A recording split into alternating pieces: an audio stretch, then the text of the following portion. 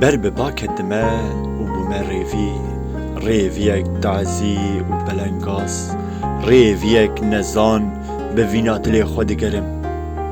Gerînek bêrêz û bêpergal, bi hêvî û bi armanc, gelo ez li çi digerim, ez jî nizanim. Wekî pîspokan ber baketime, carna hildişkim li ser gêr û çîyayên bilind, û carna li gelî û zinaran de dimeşim. Li qiraxa çema, li berê palekî, an jî kendalekî bêhna xwe didim. Kevirekî ji xwe re dikim beelîf, di bin siya darekê de dijim. Wekî teyrekê baz bilind difirim, li ser çiyayên bilind, li ser teht û zinaran navê xwe dinivîsînim.